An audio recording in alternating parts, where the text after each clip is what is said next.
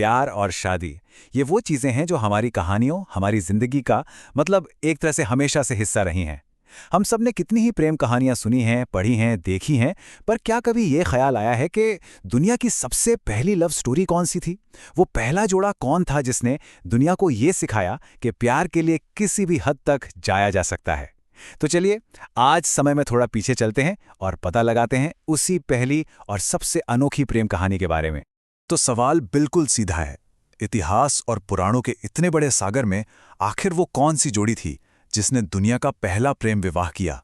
इसका जवाब पता है, एक ऐसी कहानी में छुपा है जो आज भी करोड़ों लोगों के लिए एक मिसाल है, एक प्रेरणा है। तो पौराणिक मान्यताओं के हिसाब से ये सम्मान दिया जाता है भगवान महादेव और देवी पार्वती के विवाह को। लेकिन रुकिए, ये कोई आम कहानी नहीं थी, बिल्कुल नहीं।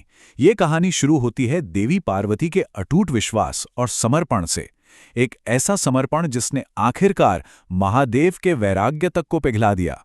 और सिर्फ इतना ही नहीं, इसने उस शाश्वत प्रेम को फिर से जिंदा कर दिया जो जन्मों से चला आ रहा था। तो इस कमाल की कहानी का पहला चैप्टर कैसे शुरू होता है? एक दिव्य प्रस्ताव से। सीन कुछ ऐसा है कि देवर्षि नारद मुनि, जिन्हें हम सब एक तरह से सेलेस्टियल मैचमेकर या दिव्य संदेशवाहक कह सकते हैं, वो पहुंचते हैं पार्वती के पिता राजा हिमाचल के दरबार में। और वहां जाकर नारद जी ने बड़े ही विश्वास के साथ राजा हिमाचल को महादेव के बारे में बताया। उन्होंने ये भरोसा दिलाया कि महादेव से बेहतर वर पार्वती के लिए हो ही नहीं सकता। उनके शब्द थे, बहुत अच्छा वर है। और साथ में ये भी कहा कि उनके साथ पार्वती बहुत सुखी रहेगी। बस यहीं से इस दिव्य मिलन की पहली ईंट रखी गई। लेकिन कहानी में एक बहुत बड़ा मोड़ आना अभी बाकी था। ये रास्ता बिल्कुल भी आसान नहीं था, क्योंकि एक तरफ था एक सख्त इनकार और दूसरी तरफ था उससे भी ज्यादा मजबूत एक अटूट संकल्प।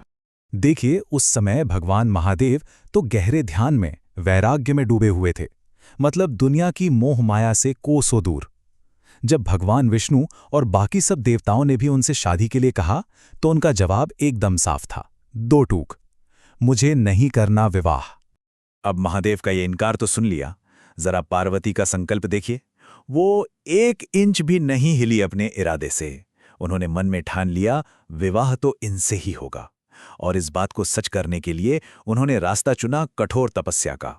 तपस्या यानी अपने मन और शरीर को तपाकर अपनी भक्ति और इच्छा शक्ति का इम्तिहान देना।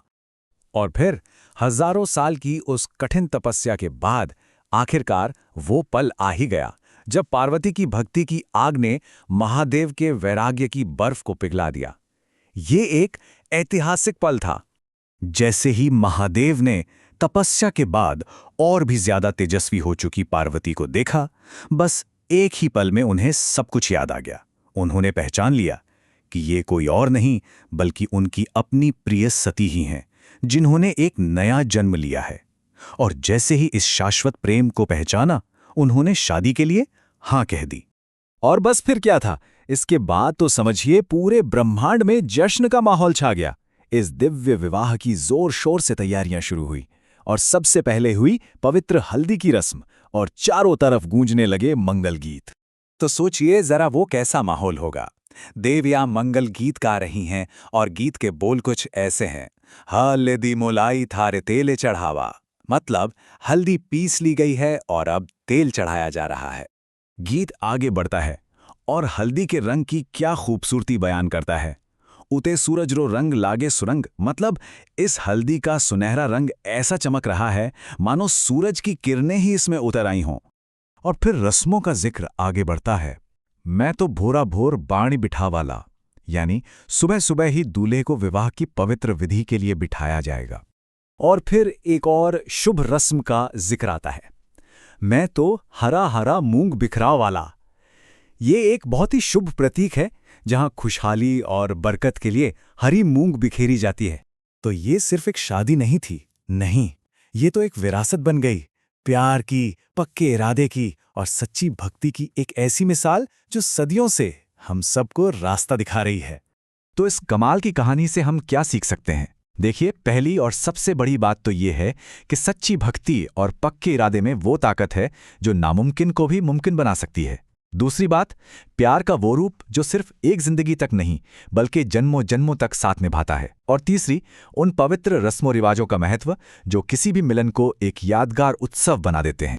और आखिर में एक सवाल हम सबके लिए है। आज की इस भाग-दौड़ भरी दुनिया में ये सदियों पुरानी कहानी हमें प्यार और समर्पण के असली मायने के बारे में क्या सिखाती है?